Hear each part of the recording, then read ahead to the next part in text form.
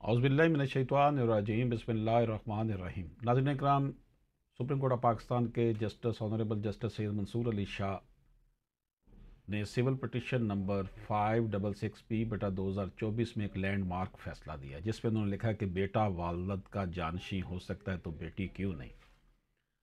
नाज़रीन इकराम, इस केस में अदालत ने औरत के मसावी हकूक़ और उसकी आइनी शनाख्त को अहमियत दी है, ख़ासतौर पर जब वो शादीशुदा हो। इस केस में मरकज़ी नुक्ता यह था कि एक शादीशुदा बेटी को अपने वालदैन की विरासत या हकूक़ से महरूम नहीं किया जा सकता, क्योंकि वह अपने वालदैन की बेटी रहती है और उसका ये हक आइनी तौर पर तस्लीम शुदा है। इस केस का अहम तरीन पहलू यह था कि शादी के बावजूद औरत की फ़र्दियत और आइनी हैसियत का ख़ात्मा नहीं किया जा सकता। फ़र्दियत का मतलब यह है कि वो अपने माँ बाप के घर का फ़र्द रहती है। आईन पाकिस्तान के तहत औरतों को मसावी हकूक़ हासिल है और ये हकूक़ किसी भी सूरत में शादी, ख़ानदान या माशरती रवायात को की बिना पर छीने नहीं जा सकते। अदालत ने इस बात को तस्लीम किया कि माली खुद मुख्तारी जो है किसी औरत के लिए एक हक है और इसके लिए ज़रूरी है कि वह अपने हकूक़ के हवाले से मुकम्मल आज़ादी और ख़ुद मुख्तारी रखे, ताकि वह अपने आइनी हकूक़ का सही इस्तेमाल कर सके। अदालत ने इस केस में इस बात को वाज़ेह किया कि औरत का हक सिर्फ शादी के बाद ख़त्म नहीं होता। कानून के मुताबिक शादीशुदा बेटी भी अपने वालदैन की बेटी रहती है। इसका हक इसके वालदैन की विरासत में बराबर का है। इसका फ़ैसला औरत की आइनी शनाख्त को मजबूत करने के लिए और इस बात को तस्लीम करता है कि औरत को अपने कानूनी हकूक़ के हवाले से बराबर की हैसियत दी गई है। नाज़रीन इकराम, ये बात जो है वो सैयद मंसूर अली शाह साहब ने एक केस में दी। केस जो था वो आपकी खिदमत में पेश करते हैं। केस इस हवाले से था कि खातून जो थी ना, एक खैबर पख्तूनख्वा हुकूमत के तहत मुतवफ़ी बेटा बेटी डॉक्टर कोटा डिजीज़ सन के तहत प्राइमरी स्कूल टीचर बेसिक पे स्केल 12 के तौर पर गवर्नमेंट गर्ल्स प्राइमरी स्कूल ज़िला कर्क में उस भर्ती हुई। इसकी तैनाती का हुक्म 17 मार्च 2023 को जारी किया गया, जो कि Khyber Pakhtunkhwa civil servants rules 1989 के मुताबिक था। ताहम कुछ ही अरसे के बाद डिस्ट्रिक्ट एजुकेशन ऑफिसर ख़वातीन ज़िला कर्क ने खातून की तैनाती का हुक्म 15 मई 2023 को मनसूख कर दिया, बगैर किसी शोकाज नोटिस जारी किए हुए। ये नोट करना ज़रूरी है कि दरख्वास्तदार की मुलाजमत का मनसूखी का जवाज़ एक वजाहती ख़त की बुनियाद पर दिया गया, जो कि 21 फरवरी 2020 को जारी हुआ था। इस वजाहती ख़त में यह असूल बयान किया गया कि अगर कोई खातून शादी कर ले तो वह मुतवफ़ी सरकारी मुलाजम के बेटे बेटी के कोटे के तहत मुलाजमत के हक़ से महरूम हो जाती है। बाद 28 अप्रैल 2023 को एक और हुकूमती वजाहत जारी की गई, जिसमें यह शर्त आयद की गई कि एक शादीशुदा बेटी को सिर्फ इस सूरत में मुलाजमत दी जा सकती है जब अपने शोहर से अलहदा हो चुकी हो और वह अपने वालदैन पर मुकम्मल इन्हिसार करती हो। यह भी वजाहत की गई कि अगर खातून और अदालत के ज़रिए अलहदा हुई हो तो नादरा का जारी करदा तलाकनामा पेश करना होगा। अगर अलहदगी रवायती तरीके से हुई हो तो मुतलका डिप्टी कमिश्नर का सर्टिफिकेट दरकार होगा, जिसमें यह तस्दीक हो कि खातून अपने वालदैन पर मुकम्मल इन्हिसार करती है। कानूनी चारा जो इस हवाले से जो दरख्वास्तदार ने अपने खिलाफ जारी करता मुतनाज़ा हुक्म को चैलेंज करते हुए खैबर पख्तूनख्वा हुकूमत को एक महकमाना अपील जमा कराई, लेकिन कानूनी मुद्दत के अंदर कोई जवाब न आया। इसके बाद दरख्वास्तदार ने Khyber Pakhtunkhwa civil service tribunal Peshawar में अपील दायर की, जिसमें मज़कूरा हुक्म को चैलेंज किया गया। ताहम ट्रिब्यूनल ने 3 जून 2024 को अपना फैसला जारी करते हुए दरख्वास्त गुजार की अपील खारिज कर दी। इस सूरत हाल के पेश नज़र दरख्वास्त गुजार ने सुप्रीम कोर्ट ऑफ पाकिस्तान में नज़रसानी की दरख्वास्त दायर की, जिसका फैसला इस वक्त ज़ेर गौर है। दरख्वास्तदार का मौक़िफ़ क्या था जी? दरख्वास्तदार के वकील ने दलाइल देते हुए कहा कि मुतनाज़ा वजाहती ख़त जो है रूल 10(4) की गलत तशरीह और गलत इतलाक़ पर मुबनी है।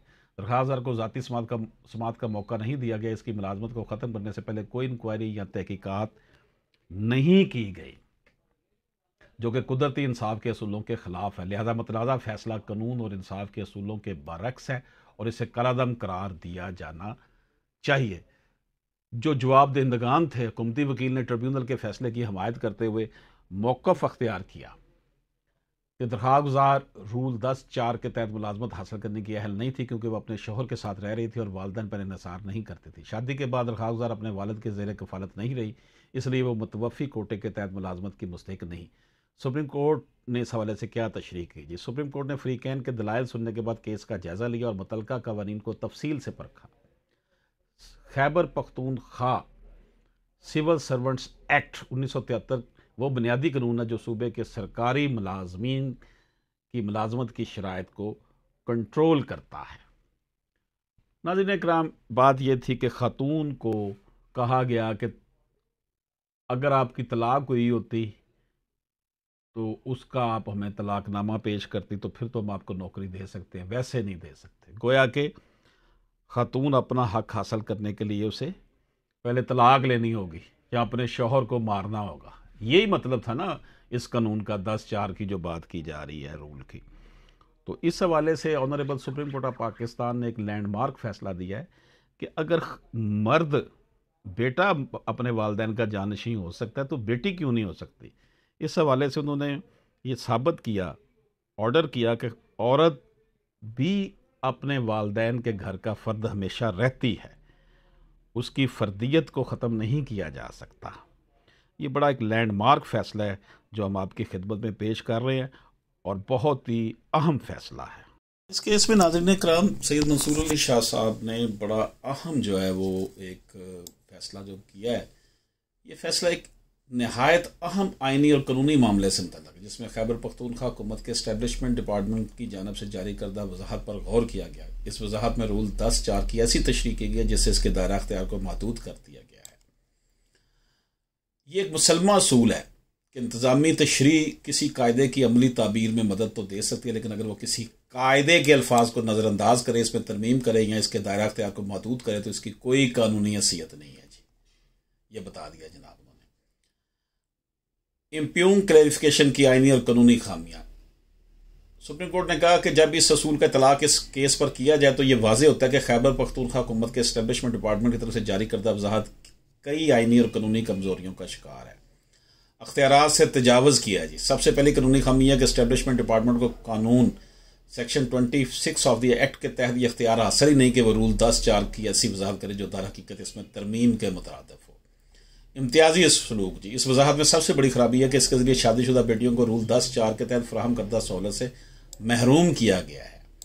यानी बहुत बड़ी बात, आइनी हकूक की खिलाफ वर्जी। शादीशुदा बेटियों को खारिज करना कई आइनी हकूक की खिलाफ वर्जी है, जिनमें शामिल है बराबरी का हक आर्टिकल 25, सरकारी मुलाजमतों में इम्तियाजी सलूक की ममानत आर्टिकल 27, इज़्ज़त व वक़ार इज़्ज़त नफ्स का हक आर्टिकल 14। इस इम्तियाजी सलूक के नतीजे में न सिर्फ शादीशुदा बेटियों के हकूक मुतासर हो रहे हैं बल्कि इन सरकारी मुलाजमिन की तवक्कुआत भी इनके लिए टूट रही हैं।